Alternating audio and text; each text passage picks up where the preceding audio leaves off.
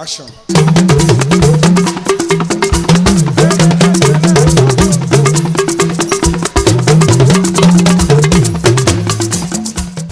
Hi guys, welcome back to my channel. So today we're continuing our relationship series. So this is the second video on this. Again, just a disclaimer before I start, I just need to let you guys know that I am no marriage expert. I don't claim to be. I'm just literally living my life as a married woman. You guys might be wondering, I am sporting a very different look today. This is a traditional Yoruba girl, Naija babe look. This is a traditional look, and I decided to just do something a bit different because I'm different like that. Okay, extra. So yeah, as the title suggests, we are going to be talking about surviving the first year of marriage, first year of a relationship. Because if you are in a relationship, you will know that it isn't as easy as 1, 2, 3, A, B, C. So, first of all, the first year of marriage, they do say, is the honeymoon stage. Yes. So if it is the honeymoon stage, why do so many people get a divorce after the first year? You know what, guys? It is a lie. There is no honeymoon period from day one. There is no honeymoon period for that year. It doesn't exist. I don't believe it does. And if it does, then why do so much relationships break up in its first year? Please ask yourself that question. A lot of us, we go into it thinking that, okay, fine, it is going to be the honeymoon stage, so we go into it not really putting a lot of effort and work into it. That's what I believe. Because you think, oh, it's going to be happy and go lucky, and you know, you've heard so much about this 1 year of marriage or this 1 year in your relationship, it's all going to be a breeze, and you do not work at it. You just continue being yourself, he continues being his self, and then you guys start clashing. Because why? You are separate people coming together as one. If if you've not known your husband, and he has not known you, you guys have come together. Imagine all those years that you guys were not together for. So from the age of 0 to say, I got married at 26, so say from the age of 0 to 26, I have lived without my husband. In fact, most of those years I didn't know him. I only knew him when I turned 25. So for 25 years I had not known my husband. I had not known who he was, what he was about. I didn't even know he existed. Do you know what I'm saying? So you've got to remember, I have been shaped and groomed for that 25 years to be the person that I am. What I mean by that is I have a certain way of doing things. I have a certain way of folding my clothes. I have a certain time that I like to wake up. I like a certain type of food that I like to eat. I have a certain way of saying hello in the morning, and I have a certain way of just doing general everyday things. And guess what, guys? He has his own way of doing it too. My husband and I, he was 29, I believe, when we got married. So imagine he has been doing his own thing for 29 whole years. Again, for 29 years, he's had his own way of doing what he does in life. So we're coming together as basically strangers. Even if you guys have known each other for a year, 2 years, 5 years before marriage, before you guys knew each other, you guys have known each other, you guys have lived separate lives, and then you've come together as one. So of course you are going to clash. And in that first year of marriage, the first mistake that people tend to make is, oh, I love him, he loves me, we are happy, let's just carry on as normal. And you've got to remember, even if you've been dating for 10 years, once you are married and there is that pressure of marriage, you've got to remember that it's just going to be different. Unless you are consciously making an effort and understanding that you do have differences, things are not going to be a smooth sailing. So for example, I don't like leaving my clothes on the floor. Like when my clothes are dirty, I like to put them in the dirty basket. My husband might like just leaving it on the floor. I can't just get angry at him for leaving it on the floor, because that's what he knows, that's what he's used to doing, and that's what he doesn't mind doing. But if I start getting angry at him for doing what he normally does, it's going to cause friction. You know what I mean? So sometimes in your first year of a relationship or marriage, it's best to just go easy on each other. You need to understand, you're getting to understand each other, you're getting to know yourself. So, you know, you can't be quick at jumping at him and being angry at him. You can't be quick at saying, oh my God, why did you do that? Oh my God, why is it like this? Oh my goodness, don't do that. Oh my gosh, why do you always come home late after work? Why do you think it's okay to go for drinks before work? You know, things like that, because you're both in transition and you're both transitioning together. It's not going to be perfect, you know what I mean? So in that first year, guys, ladies, it's very important you don't nag. It's your year of just getting to know him, the way he likes doing things, and accommodating him. Number 2, I would say, getting over your first year of marriage and a relationship to making sure that it is successful, I would definitely say to travel. Yes, you don't have to go anywhere extravagant and expensive, but being out of your environment is going to help you. If you are married, there is a sense of responsibility. There's, you know, you're no longer just in a playful relationship anymore. You now have parents, and you have you might possibly even have children. You might have onlookers. You have family and friends and everybody watching you. Okay, you're married now. Ooh, let's see what's going to happen. So there is that automatically, whether you put it there or not, there is that pressure. And when you're in a different country and it's just you two together, that pressure kind of melts away. You kind of, you know, forget about it for a while, and then you guys can just be yourselves and remember why you're in love, and remember why you like each other, remember why you're together. So I definitely do feel that that is important, to travel, to just, even if you don't have the money to travel, maybe just go to the spa for a day. Just make sure you're taking time out to be by yourselves within that year. Thirdly, to survive your first year of marriage, I would suggest holding off on kids. Did she just say that? Did I just say that? You know, it's kind of like a big taboo, and I'm in like my cultural dress today, so it's a bit like, you're culturally dressed, yet you're telling us that we shouldn't really do what our culture says, which is an unwritten rule, which is you're pregnant as soon as you have you get pregnant as soon as you get married. Got married, next week you're pregnant. Pa pa pa. Most brides are even pregnant during the ceremony. That's how bad it is. But I would suggest holding off. Why? Because when kids are involved, it is not going to be about you and him. Okay, fine, you get married today and you get pregnant next month.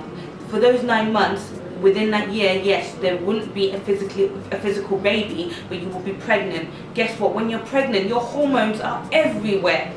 Guess what? When you're pregnant, you're just moody, you're this, you're stressed, you're all sorts of things. When you're pregnant, you're just not going to be yourself. When you're pregnant, it is a lot of pressure on your body and a lot of strain on your body. Even you are going to get to know yourself again. Your body changes. Everything about you just changes. And then there he is thinking, gosh, this isn't the woman I married. She's different. Her body's different. She's different. You don't know yourself. He doesn't know you anymore. That is going to be a lot of pressure on your first year of marriage. And when that baby comes, it's going to be like, well, I'm only with you because of the child. Oh, well, I'm only with you because I'm only trying to make this work because of the child. Or if it wasn't for the children, then I wouldn't really be bothered, or I wouldn't really be interested, or I would have left. Do you know what I mean? Because there's that added pressure. Not to mention, if the child does come within that year, it's all about the child. I mean, I would love to think it's all about the child, because that child did not ask to come into this world, and it is now here, and it needs to be looked after. It is 100% dependent on you and your husband, you and your partner. So you guys are going to have to put your all into that child, and that is going to basically leave, you know, it's gonna leave room for you to neglect your marriage. It's normal, so don't beat yourself up about it. That's just what happens. It doesn't matter where you are in this year of your marriage. You could be watching this now and you're already 6 months deep, 3 months deep, 1 year deep, you know, whatever. It doesn't matter. You can try and work on things starting today. Marriage is an ongoing thing that needs to be worked on day by day, minute by minute. Trust me, I can assure you things only do get better. But it's definitely a foundation that you're building right now. So when you're building this foundation, this year is very crucial. What happens this year is very, very crucial. Listen to your partner. If you want to survive the first year of marriage, you have to listen to your partner. If your husband or your partner isn't as vocal, try and find ways that will make that person vocal. Maybe you guys are shy, so you don't want to talk to each other. You don't want to be like, well, I don't like this and I don't like that and I wish you did this. Maybe write each other letters. Sit down and say, okay, fine, monthly or every 2 months or every quarter, we're going to write each other a letter. We're going to write, it doesn't have to be a long letter, but just write it, it could just be bullet points to each other, saying what you wish would happen more, what you wish that other person would do. You know, that could also help, because you have to find a way of communicating with each other. If you guys are not communicating with each other and you're keeping things in, it's only going to be you're only going to be keeping things in, and eventually it's just going to come out and it's going to be like, where did that come from? You know what I mean? If, say, you've gotten married and the person isn't who you thought they were, in the sense of maybe they're strict now, or they're showing tendencies of violence, or they're just not being what you thought they were going to be in this marriage or relationship, don't just give up. Try and understand maybe why that person is like that. Sometimes somebody is acting a bit violent towards you because they're upset about something. Maybe they don't like your the way you handle things as a wife. Maybe they don't like things the way you handle things as a partner. They don't like the fact that you come home late, or the fact that you don't cook, or the fact that you are not cooking as often, or, you know, I'm not saying it's an excuse, but there might be a reason, and getting to know that reason and then correcting it is probably the best thing you can do. Also, remember that when you're married, especially in your first year of marriage, you can feel quite alone in that marriage. You can feel quite shut off. You can feel like you can't talk to anybody. You might feel like there is nobody that's interested in or able to understand what you're going through, so you might just keep that in. And of course, if you are a Nigerian especially, you know, you've probably been taught that don't share what you go through with your friends, do not talk about it outside, keep it in. It's all about endurance and being patient, which it is, but obviously I wouldn't suggest just keeping things in. If you are a Nigerian especially, you have probably been taught, don't go and tell anybody your business, or nobody is your friend. Don't go and share your business with your friend. Don't talk to anybody about your husband. It's just me. Friends are bad people. Don't even keep friends. Keep to yourself. Keep everything inside. Be patient. Be patient. It's very important that you are patient. If you're not patient, you will see, hey, your marriage will not work out. So you have to just have to keep everything in and enjoy everything. It's important. I'm not saying you shouldn't keep stuff in, and I'm not saying go and be a blabbermouth, tell your friends this and that, but guess what? You might have gotten married, for example, when I got married, a few other people got married during that same year as me. So, you know, talk to those people, because you find that they're going through the same thing as you, and then you can then understand that, okay, fine, I'm not just the only one, and you guys can then cancel each other, and you guys can then talk to each other and then help each other out. So don't just keep things bottled in, because guess what? A problem shared is a problem halved. I'm not saying go and tell everybody your problem and go and tell everybody your business. Go to somebody neutral. Maybe go to a pastor. Maybe go online, go on blogs and stuff, and forums and chat rooms. You never know. Just talk to somebody. I'm not saying talk to everybody. Find that one person, maybe an elder or a big mummy or somebody that you know is not going to be biased, and then talk to that person, and, you know, just share your problems, and it, trust me, it will probably go a long way. Don't then think to yourself, oh, things are not going perfectly, so maybe there's something wrong with me, I'm not a good wife. That's not just the case. It is a new experience. Imagine you go to school for most things in life. You go to school to learn how to read, how to write, how to spell, how to drive, how to cook, working, you don't get to go how to cook, but you get taught by somebody, you know what I mean? But then you never get taught how to be married, how to be a wife, how to be a husband, how to be a partner. You're not taught. You're just not taught.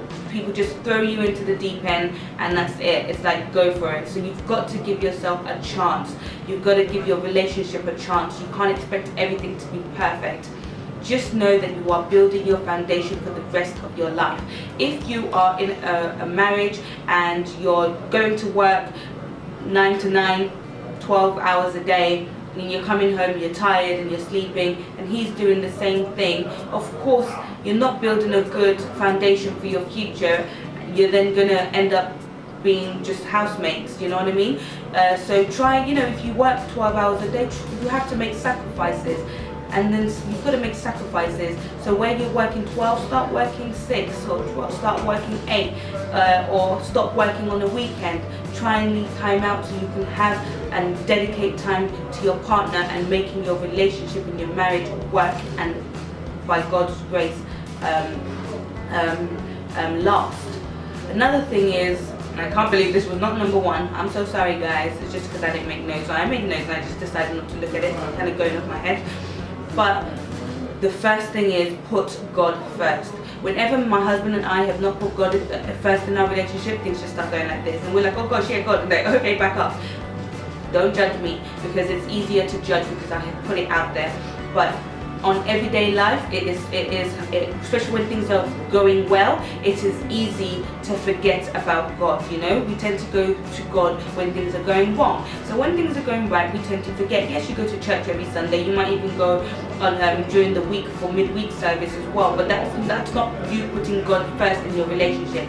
Putting God first in your relationship is making decisions together and with God. So you're about to make a decision. Should we move homes? Pray about it, ask God, put it on a prayer point. Putting God first in that relationship is what's going to work. Trust me, because only God knows where you're coming from, and only God knows where he's coming from, and only God knows what is in your heart, and he will then help you guys, you know. If you're not already married and you're engaged and you're getting married and you're in the stage of planning your wedding, the most I can tell you is, please do not spend all your money on a wedding. Why? If you spend all your money on a wedding, or you take out some big ass loan, you're gonna have to pay that loan back. And paying that loan back or being in debt in your first year of marriage is a big strain.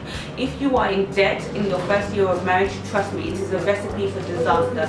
Not having money in your first year of marriage can put so much strain, because it's like, oh my gosh, money, now I need to pay the bills.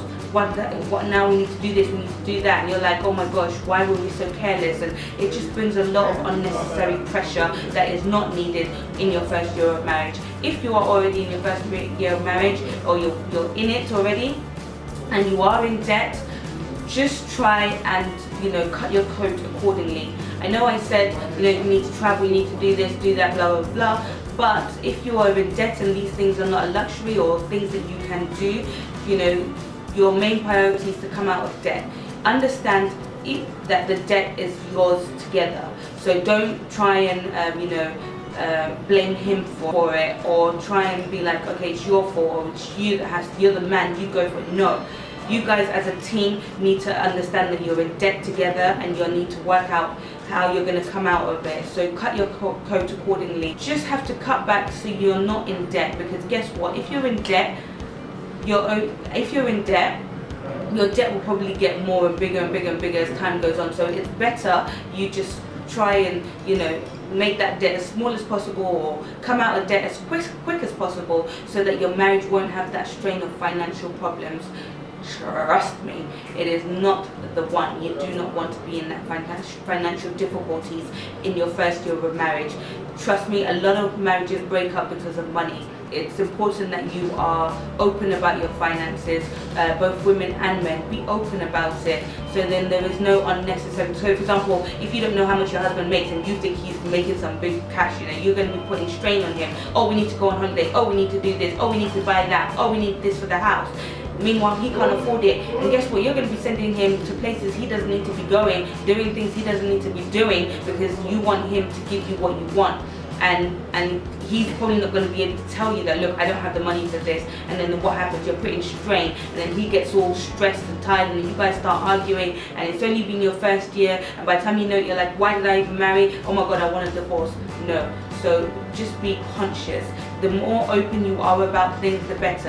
If you have a husband or a partner that isn't interested in telling you how much they make and stuff like that, you just, you know, be smart, think about things, watch his movements, watch what he does. Does he come home with gifts and this and that? So if he doesn't, then you know maybe he doesn't have that much money. If he's complaining about money, or he's always looking stressed and tired, or he's doing extra hours of work, obviously you're going to know that money is not as much as it might, as you know, as you might think. And then just go from there. Look, like I said, I'm no marriage expert, trust me, I can tell you that for free, but these are just things that I know I've picked up on. In my first year of marriage, I definitely didn't do most of this, and my husband and I probably struggled a lot, but we loved each other and we were willing to push through, and we did. And as the years have gone on, it has gotten easier and easier. Anyway guys, I hope you've learned something today. I really enjoyed talking to you guys today. I hope things will then be easier in your first year of marriage if you're in it or just going into it. Please leave a comment below if you think I've left anything out, or if you've got anything to add. Also thumbs up this video, just the normal things that we like to do when you're watching my videos. Press the bell as well so you get notifications when I upload, and subscribe. Yeah, you need to subscribe, and tell a friend to tell a friend to tell a friend to tell a friend to subscribe, please. Okay, yeah. Thanks guys, bye bye my married couple.